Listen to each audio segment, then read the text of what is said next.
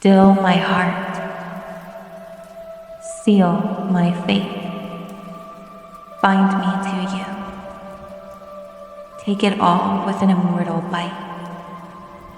And as the dawn crests, my dark lord, grant me but one drop of your blood. I ask you, I beg you, let not my will shatter.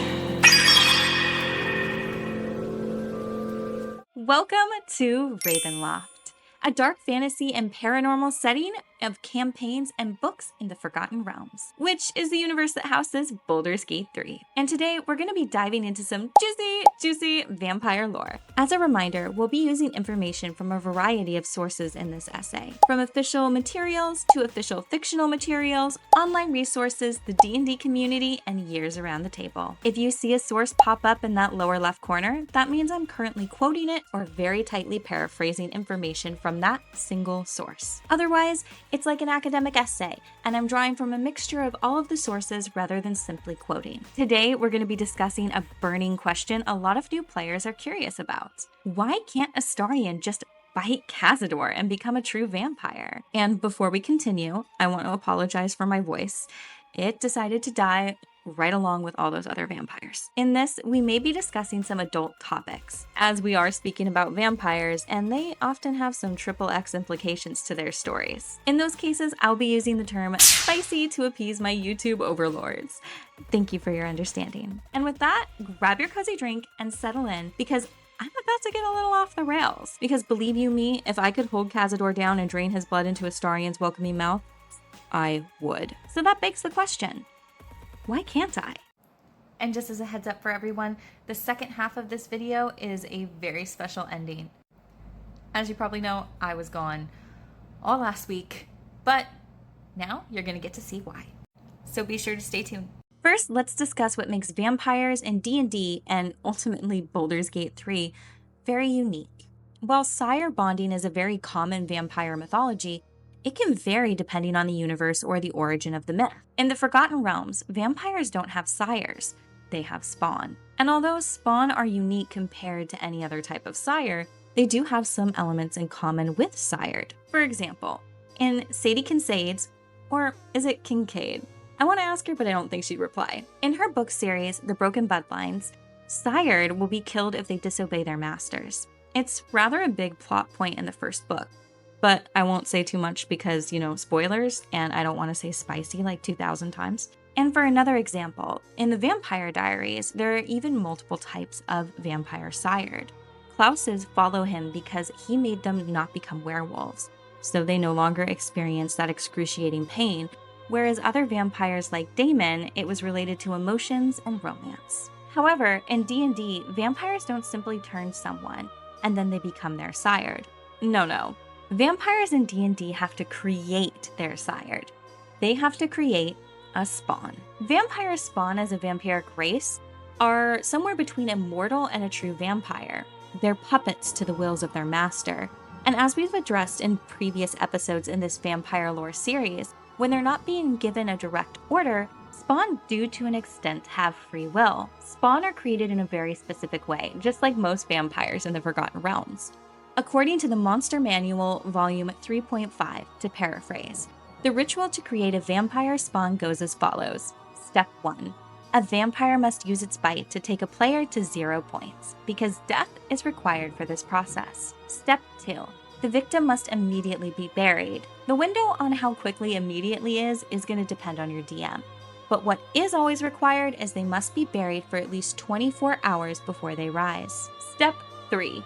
A soul strong enough to accept the darkness without fully shattering will resurrect.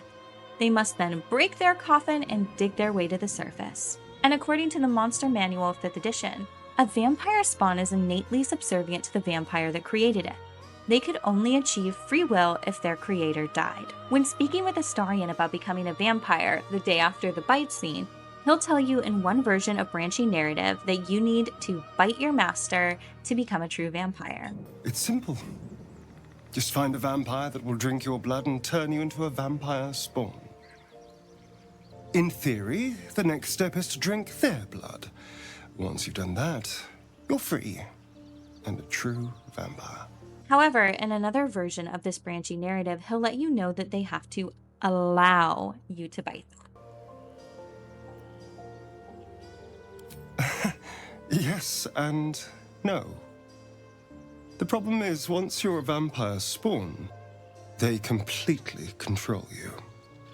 They have to allow you to bite them.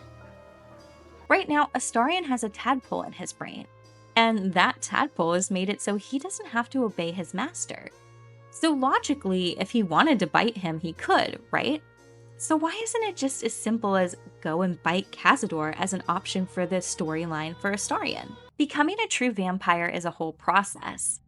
Now, it's not one as complex as, say, becoming a vampire bride, but that was a totally different video. So let's dive into an article named Playing as a Vampire in D&D by Kyle Schreier from D&D Beyond. A good amount of this article is based around you, the player character, if you're choosing to play as a vampire spawn or a vampire. To quote, note the wording here is very specific. The true vampire must allow their spawn to draw and drink their blood in order to relinquish their control over them in that manner. The only other way a vampire spawn can achieve free will is if their master dies. So if you're playing a vampire spawn and you want out from under the thumb of your master, you need to either find a good way to kill them, good luck considering they have total control over you, or somehow convince them to give up their control over you, which is no easy feat. It's a long quote, but you needed it in its entirety. See, the thing is, intention is extremely important in the master spawn dynamic. For example, Cazador told Astarion to go out and seduce people to bring back to him. However, because he didn't specifically state that he couldn't return unless he succeeded, Astarion had the option for failure,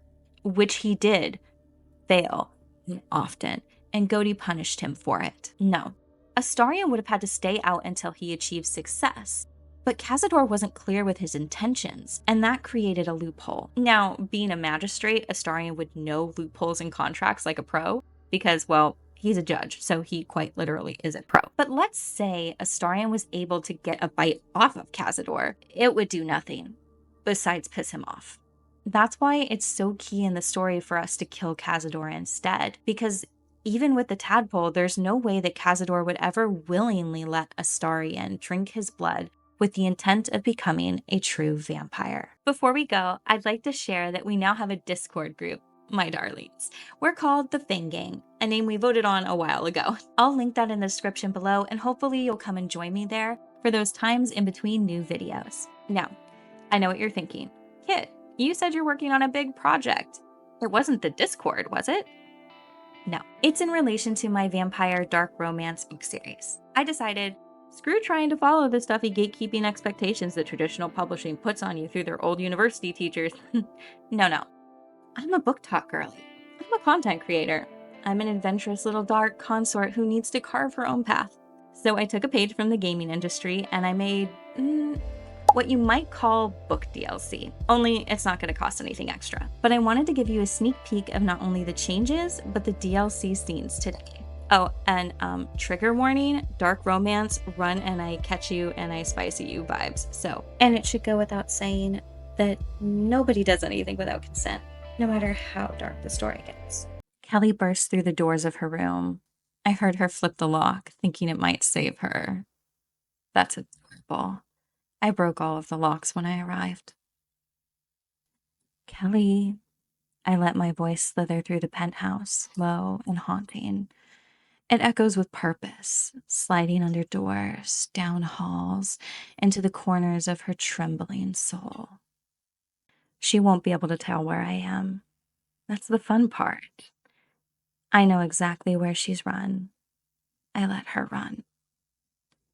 She thinks she's clever, pressing herself to the edge of the door, hiding from sight like a trembling little shadow. But I can smell her. The sharp spike of adrenaline in her sweat. The shallow, rapid pull of her breath. I can taste the fear curling in the air around her.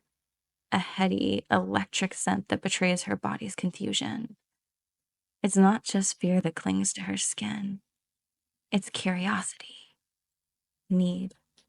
Whether she understands it or not, her soul remembers me. I step into the center of the room, my footsteps slow, calculated. The dim lighting paints the walls in shadow, and the scent of her clings thick in the air. I let the silence stretch for a beat, a breath. Her heart thunders like a war drum pounding against the stillness.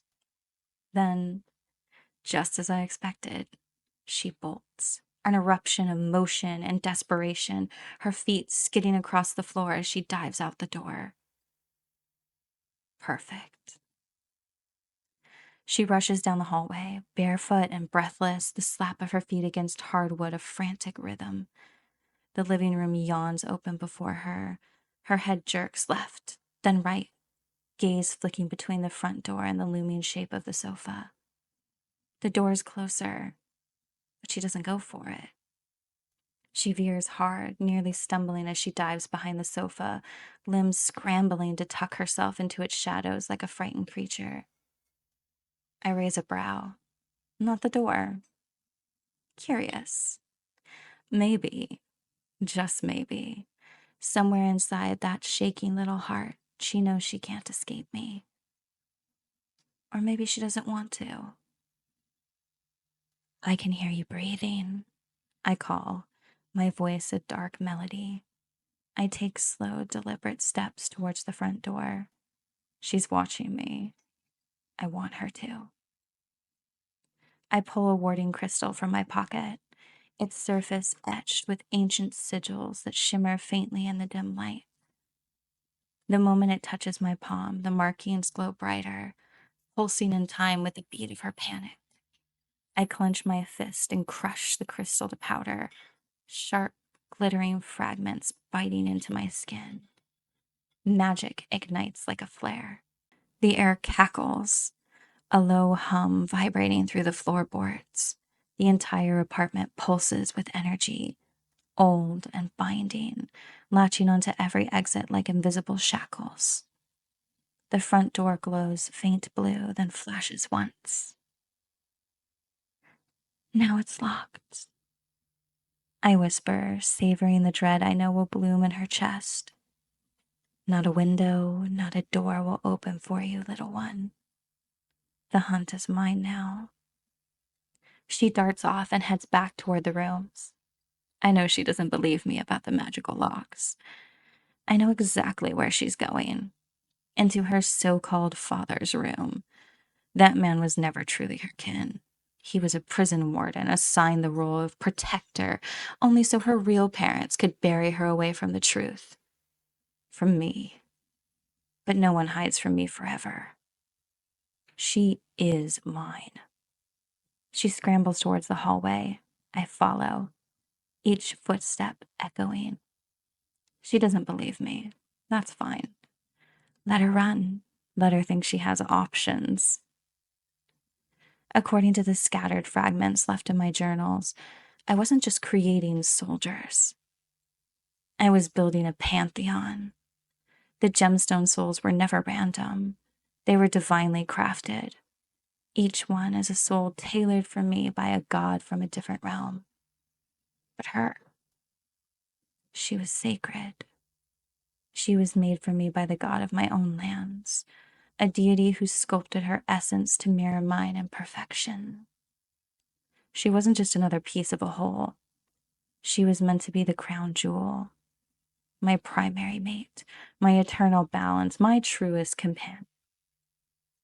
But the god who forged her did what no mortal enemy ever could. He repressed her essence. That divine being shaped her soul for me, sculpted it to match mine, only to withhold it across eons, hiding her behind false lives, forgotten incarnations as cruel, twisted way to maintain his power over me. Lifetime after lifetime, she was kept from me, always just out of reach. His most wicked act of control. Until now. This is the first time I've ever touched her awakened soul. The first time she's truly lived, truly looked at me with those eyes that remember nothing, but feel everything. And once she frees my soul, once she breaks the chains wrapped around it during the original binding, I'll remember. I'll remember everything, including how to reclaim the godhood they ripped from me. I count my steps slowly, letting my voice echo just enough to reach her ears. 10, 9, 8. I want her to feel it. The inevitability, the dread, the anticipation that coils with every number like a tightened snare. 7, 6. My footsteps are slow, thunderous in the silence. Each one is a promise. 5. I can already hear her ragged breath behind the door. Her heartbeat thunders, her panic is a perfume. 4, 3. She's fumbling with something on the other side. Maybe the window latch, maybe just her own spiraling thoughts. It doesn't matter. 2, 1. I reach for the doorknob. I move slowly, intentionally. I'm getting closer. I call out, my voice dragging across the air like a blade. The doorknob gives way beneath my hand as I push the door open. The room is dim, shadows stretching long across the floor. My eyes adjust in a blink. Then I see her. She's already down, slammed into the floor in a tangle of limbs. Her wrists are braced beneath her, the angle awkward and painful. She scrambles to the side, trying to get away from what she's just tripped over. Or rather, whom? The body lies sprawled across the bedroom carpet, eyes lifeless, mouth twisted in a final grimace. Ronald, the man who caged her, the imposter who pretended to be her father while silencing her birthright, the zealot who buried her magic under guilt and shame and fear, the fool who thought he could take what was mine and raise it to forget me. A feral satisfaction curls in my chest. I'm not sorry he's dead. A scream tears from Kelly's throat, high and raw, the kind that speaks of unraveling. I move toward her, slow and silent. Let her scream, let her mourn the illusion, because now there's no one left to protect her from the truth. There's only me. I cross the room in a blur, catching her just as she makes to bolt. My arms close around her with unyielding force, caging her small frame against my chest. She thrashes, wild and sharp, a tempest in my grip. Her elbow slams into my face with a brutal crack. Pain erupts across my nose, blood trickling warm down my lip. Motherfucking Hellcat! I breathe, and God help me, I laugh. She uses the momentum to twist away.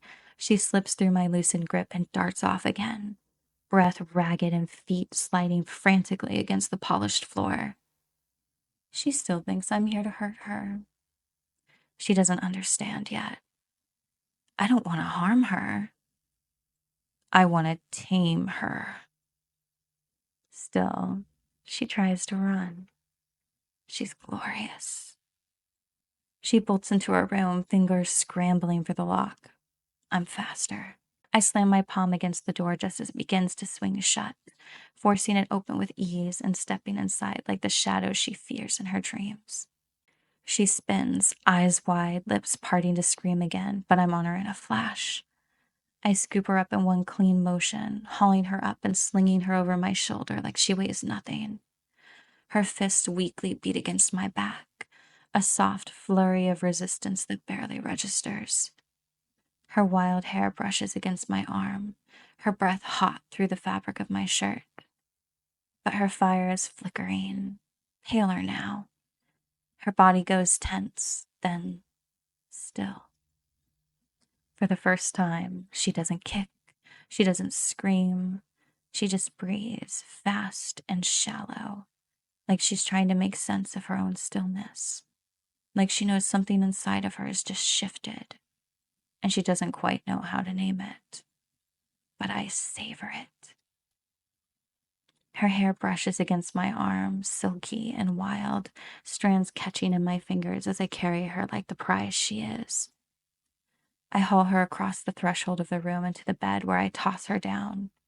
Not hard, but firm enough to make her bounce once, her breath catching in surprise. She stares at me with something between confusion and want, and I realize it's beginning. The breaking of fear into curiosity. The first crack in her resistance. The moment she sees not the monster, but the master. Her hair fans across the sheets like a molten halo that frames her flushed face in something divine. Her chest rises and falls, each breath shallow and rapid, her body still trembling from the rush of the chase. I drink in the sight of her, this trembling, gorgeous thing laid out beneath me like a gift from the gods who first dared to shape her. She is mine. Obviously, I'm really excited to have DLC chapters in Troy and Teddy's POVs. And let me show you how to get that free DLC update if you already own the book. You should be able to go to your content library, books. So you go into your books, and when you have one that has an update available, you should be able to just click update. And boom, you have the DLC. Jump scare, it's my face. It can take up to like 3 business days for the updates to show up, but the DLC will also be launching today along with this video. So I hope that you enjoy it. Once you do the updates, you'll know the update went through because there'll be little pictures under each chapter icon.